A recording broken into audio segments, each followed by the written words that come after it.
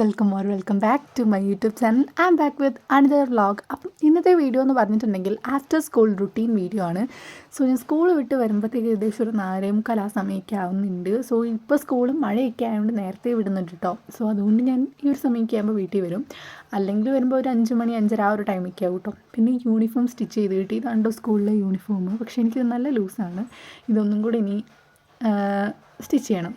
പിന്നെ സ്കൂൾ വിട്ട് കഴിഞ്ഞിട്ടുണ്ടെങ്കിൽ ഫുഡൊക്കെ കഴിക്കുക, അതൊക്കെ തന്നെ. ഇതുമല്ല ഇത് ഫ്രൈഡേ ആണ് കേട്ടോ. സോ അതുകൊണ്ട് തന്നെ നമുക്ക് എല്ലാം ചെയ്യാൻ വേണ്ടിയിട്ട് നല്ല സമയമുണ്ട്. അപ്പോൾ അതൊക്കെ ചെയ്താൽ മതി. സോ ശനി ഞായറും കൂടി ഉള്ളതുകൊണ്ട് തന്നെ ഞാൻ ഭയങ്കര റഷിലൊന്നും തീർക്കുന്നില്ല. അപ്പം അതൊക്കെയാണ് ചെയ്യുന്നത്. പിന്നെ ടു ഡു ലിസ്റ്റ് എന്തായാലും എഴുതി വെക്കും കേട്ടോ. ടു ഡു ലിസ്റ്റ് ചെയ്യുന്നതുകൊണ്ട് ഒരുപാട് യൂസ് ഉണ്ട് കേട്ടോ. നമ്മുടെ പ്രൊഡക്ടിവിറ്റി ഇൻക്രീസ് ചെയ്യാൻ വേണ്ടിയിട്ട് ഹെൽപ്പ് ചെയ്യും. അതേപോലെ തന്നെ ഒരു പ്രോപ്പർ ടൈം മാനേജ്മെൻറ്റ് ചെയ്യാൻ പറ്റും.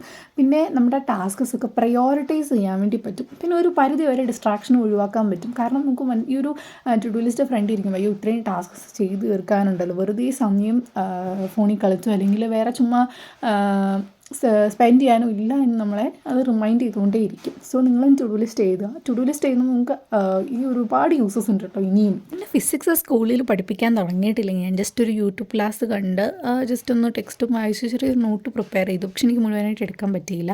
ഇനി ഒരു 15 മിനിറ്റ് ബ്രേക്ക് എടുത്തു. പിന്നെ അത് കഴിഞ്ഞിട്ട് പഠിക്കാൻ വേണ്ടി ഇരുന്നപ്പം ഞാനൊരു ടൈമർ വെച്ചു കേട്ടോ, 1 മണിക്കൂറത്തേക്ക്. പിന്നെ ഞാൻ മാത്സ് ആണ് പഠിച്ചത്. ഒരു ഹോംവർക്ക് ചെയ്യുമായിരുന്നു. ഹോംവർക്ക് ചെയ്ത് കഴിഞ്ഞിട്ട് ഈ ഒരു ടെക്സ്റ്റ് ബുക്കിൽ നിന്ന് ക്വസ്റ്റ്യൻസ് ചെയ്യുകയായിരുന്നു. ജസ്റ്റ് ഇത് തന്നെയായിരുന്നു നിങ്ങൾക്ക് നോട്ട്ബുക്കിലും ടീച്ചർ തന്നിട്ടുള്ളത്. പക്ഷേ നോട്ട്ബുക്കിൽ ആൻസർ എഴുതിയിട്ടുള്ളത് കൊണ്ട് തന്നെ ഞാൻ ടെക്സ്റ്റ് ബുക്കിൽ നോക്കി ഇങ്ങനെ ക്വസ്റ്റ്യൻസ് സോൾവ് ചെയ്തിട്ട് കറക്റ്റാണോ നോക്കുമായിരുന്നു. പിന്നെ എന്തൊക്കെയാണെങ്കിലും നമ്മൾ അന്നന്ന് പഠിപ്പിക്കുന്ന അന്നന്ന് തന്നെ പഠിക്കാൻ നോക്കണം. ഇല്ലെങ്കിൽ ജസ്റ്റ് ഒന്ന് റീഡെങ്കിലും ചെയ്ത് വെക്കണം. ഈ ഒരു എനിക്ക് ഏറ്റവും കൂടുതൽ അങ്ങനെ തോന്നിയിട്ടുള്ളത് സുവോളജിയും ബോട്ടണിയാണ്. നമ്മൾ ജസ്റ്റ് ഒന്നെങ്കിലും റീഡെങ്കിലും ചെയ്ത് വെക്കണം.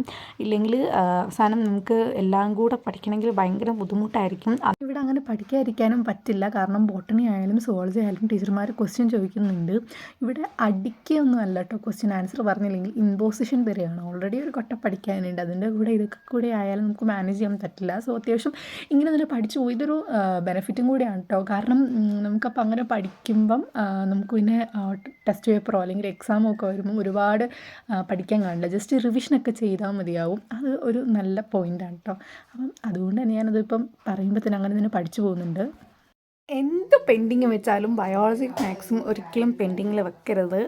അത്യാവശ്യം എല്ലാം അന്നന്ന് തന്നെ പഠിച്ചു പോകുക കേട്ടോ. ഇനി എന്തെങ്കിലും അവസ്ഥ വന്നാൽ ഉടനെ തന്നെ ശനി ഞായറിലും തന്നെ അത് ഒന്ന് കംപ്ലീറ്റ് ചെയ്യുക. അല്ലെങ്കിൽ ഭയങ്കര ബുദ്ധിമുട്ടായിരിക്കും. പിന്നെ അത്രയൊക്കെ ഉണ്ടായിരുന്നുള്ളൂ. അന്ന് കുറച്ചേ പഠിച്ചിട്ടുണ്ടായിരുന്നുള്ളൂ.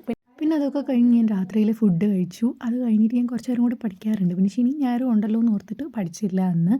പിന്നെ അത് കഴിഞ്ഞിട്ട് കുറച്ച് നേരം ഞാൻ വന്നിട്ട് എന്നും ഫോണിൽ ഞോണ്ടാറുണ്ട്. സ്റ്റഡി വ്ളോഗും ഷോർട്സൊക്കെ കാണാറുണ്ട്. നിങ്ങൾക്ക് വീഡിയോസൊക്കെ ഇഷ്ടപ്പെടുന്നുണ്ടെങ്കിൽ ഡെഫിനറ്റ്ലി ലൈക്ക് ചെയ്യുക, കമൻറ്റ് ചെയ്യുക, സബ്സ്ക്രൈബ് ചെയ്യുക. സബ്സ്ക്രൈബ് ചെയ്യുമ്പോൾ ബെല്ലൈക്കനിൽ ഓളെന്ന് ക്ലിക്ക് ചെയ്യുക. എങ്കിൽ മാത്രമേ വീഡിയോ ഇടുമ്പോൾ നോട്ടിഫിക്കേഷൻ വരുള്ളൂ കേട്ടോ.